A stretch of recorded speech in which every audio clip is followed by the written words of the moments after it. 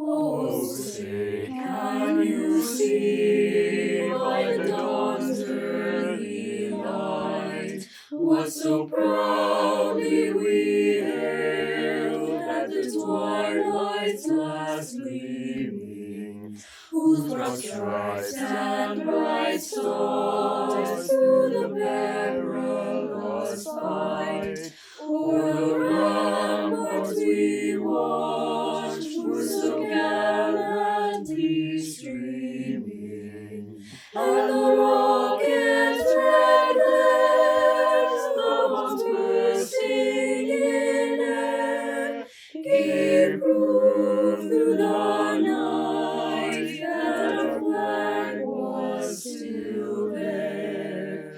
Oh, say does that star-spangled banner yet wave o'er the land of the free and the home of the brave.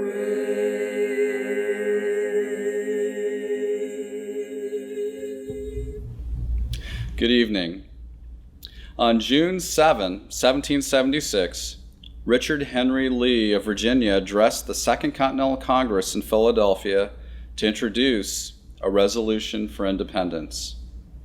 His resolution stated that these united colonies are, and of right ought to be, free and independent states, that they are absolved from all allegiance to the British Crown, and that all political connection between them and the state of Great Britain is, and ought to be, totally dissolved. John Adams from Massachusetts seconded the motion. But there is so much more to the story. A vital part of Lee's resolution was the writing of a document, the formal Declaration of Independence, as an explanation to the world for breaking away from Britain, a plea for help from other countries, and an illustration of the ideals of our new nation, this great experiment in democracy founded on the concept of natural rights that only God can give and no man can take away, equality being our paramount objective. Thomas Jefferson of Virginia, at just 33 years of age, was selected to be the primary author of the Declaration. Sitting in a second-floor room of the Graff House on the corner of Market and 7th Street, just a short walk from Independence Hall, Jefferson composed the initial draft of the Declaration, a small fragment of which survives today. His house slave, Robert, whom Jefferson would free in 1794, watched. Jefferson, the others on the committee to draft the Declaration, and members of Congress worked through a revision process that included 86 changes to his original draft. A final rough draft, or fair copy of the Declaration, would be presented to Congress for review on June 28th. The Declaration was organized in 4 sections: an introduction, a statement of natural rights, a list of 27 grievances against the King of Great Britain, George III, and a statement of independence, the Lee Resolution. These natural rights, equality, life, liberty, and the pursuit of happiness, characterize the promise the United States would aspire to with each new generation. About the Declaration and the great potential of this new nation, the French revolutionary Baron Turgot wrote, "These, the Americans, are the hope of the world. They become its model." In the Gettysburg Address, President Abraham Lincoln began by describing how our nation was founded on the proposition that all men are created equal. This would be the opportunity to continue our march forward to make the dream of equality a reality for all, to realize a day when, as Robert Hayden put it in his poem titled Frederick Douglass, freedom, needful to man as air, is one. In today's context, Lincoln's words about our great declaration have more meaning than ever. On July 2nd, Congress voted in favor of the Lee Resolution for Independence, giving birth to the United States of America. However, it is July 4th, the day the final draft of the Declaration of Independence was adopted, that is celebrated as our Independence Day. And appropriately so, for this final document is a stunning statement of our right to rebel against an oppressive government, outlining our founding principles of equality, consent by the governed, liberty, and natural or unalienable rights. Ladies and gentlemen, the Declaration of Independence. The Declaration of Independence. Action of the Second Continental Congress, July 4th, 1776. The unanimous declaration of the 13 United States of America. When in the course of human events it becomes necessary for one people to dissolve the political bands that have connected them to another, and to assume among the powers of the earth the separate and equal station to which the laws of nature and of nature's God entitle them, a decent respect to the opinions of mankind requires that they declare the causes which impel them to the separation.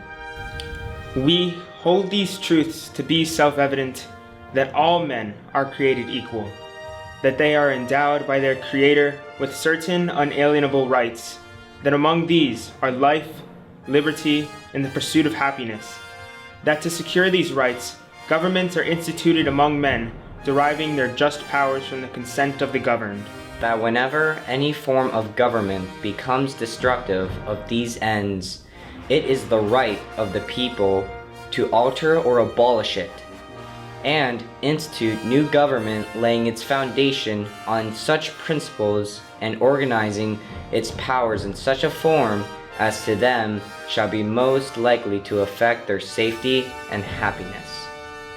Prudence indeed will dictate that governments long established should not be changed for light and transient causes, and accordingly, all experience hath shown that mankind are more disposed to suffer, while evils are sufferable, than to right themselves by abolishing the forms to which they are accustomed. But when a long train of abuses and usurpations, pursuing invariably the same object, evinces a design to reduce them under absolute despotism, it is their right, it is their duty, to throw off such government and to provide new guards for their future security. Such has been the patient sufferance of these colonies, and such is now the necessity which constrains them to alter their former systems of government. The history of the present King of Great Britain is a history of repeated injuries and usurpations, all having indirect object the establishment of an absolute tyranny over these states. To prove this, let facts be submitted to a candid world. He has refused his assent to laws the most wholesome and necessary for the public good. He has forbidden his governors to pass laws of immediate and pressing importance, unless suspended in their operation till his assent should be obtained, and when so suspended, he has utterly neglected to attend to them.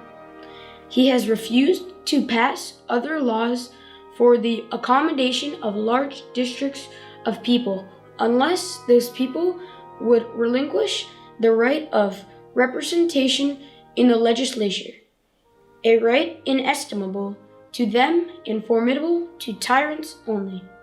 He has called together legislative bodies at places unusual, uncomfortable, and distant from the depository of the public records for the sole purpose of fatiguing them into compliance with his measures.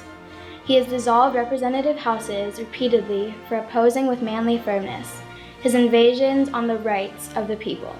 He has refused, for a long time after such disillusions, to cause others to be elected, whereby the legislative powers, incapable of annihilation, have returned to the people at large for the exercise. the state remaining, in the meantime, exposed to all dangers of invasion from without and convulsions within. He has endeavored to prevent the population of these states. For that purpose, obstructing the laws of naturalization of foreigners, refusing to pass laws encouraging their migrations hither, and raising the conditions of new appropriations of land. He has obstructed the administration of justice by refusing his assent to laws for establishing judiciary powers. He has made judges dependent on his will alone for the tenure of their offices and the amount and payment of their salaries. He has erected a multitude of new offices and sent hither swarms of officers to harass our people and eat out their substance. He has kept among us, in times of peace, standing armies without the consent of our legislatures. He has affected to render our military independent of, and superior to, the civil power. He has combined with others to subject us to a jurisdiction foreign to our Constitution and unacknowledged by our laws, giving his assent to their acts of pretended legislation. For quartering large bodies of armed troops among us, for protecting them by mock trial, from punishment for any murders which they should commit on the inhabitants of these states, for cutting off our trade with all parts of the world, for imposing taxes on us without our consent, for depriving us in many cases of the benefits of trial by jury, for transporting us beyond the seas to be tried for pretended offenses, for abolishing the free system of English laws in a neighboring province, establishing therein an arbitrary government, and enlarging its boundaries so as to render it at once an example and fit instrument for introducing the same absolute rule into these colonies, for taking away our charters, abolishing our most valuable laws and altering fundamentally the forms of our governments, for suspending our own legislatures and declaring themselves invested with power to legislate for us in all cases whatsoever. He has abdicated government here by declaring us out of his protection and waging war against us. He has plundered our seas, ravaged our coasts, burnt our towns, and destroyed the lives of our people. He is at this time transporting large armies of foreign mercenaries to complete the works of death, desolation, and tyranny, already begun with circumstances of cruelty and perfidy, scarcely paralleled in the most barbarous ages, and totally unworthy of the head of a civilized nation. He has constrained our fellow citizens, taken captive on the high seas to bear arms against their country, to become executioners of their friends and brethren, or to fall themselves by their hands. He has excited domestic insurrections amongst us, and has endeavored to bring on the inhabitants of our frontiers, the merciless Indian savages whose known rule of warfare is an undistinguished destruction of all ages, sexes, and conditions. In every stage of these oppressions, we have petitioned for redress in the most humble terms. Our repeated petitions have been answered only by repeated injury. A prince whose character is thus marked by every act which may define a tyrant is unfit to be the ruler of a free people. Nor have we been wanting in attention to our British brethren. We have warned them from time to time of attempts by their legislature to extend an unwarrantable jurisdiction over us. We have reminded them of the circumstances of our emigration and settlement here.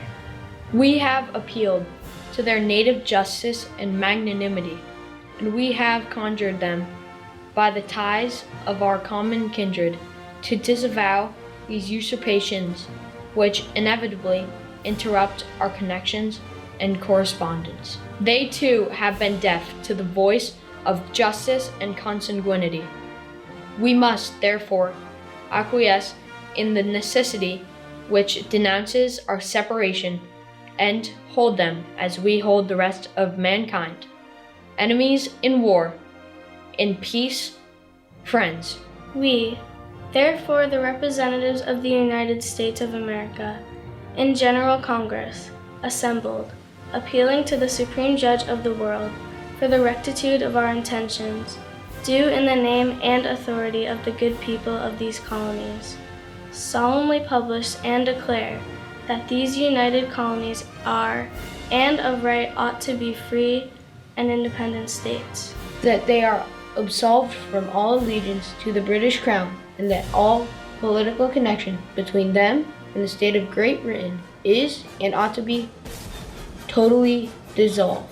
And that, as free and independent states, they have full power to levy war, conclude peace, contract alliances, establish commerce, and to do all other acts and things which independent states may of right do. And for the support of this declaration, with a firm reliance on the protection of divine providence, we mutually pledge to each other our lives, our fortunes, and our sacred honor.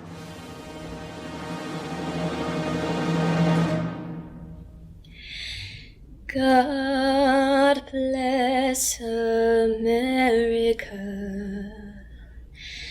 land that I love. Stand beside her and guide her through the night with the light from above, from the mountains to the prairies, to the oceans white with foam. God bless America, my home, sweet home. God bless America, my home, sweet home.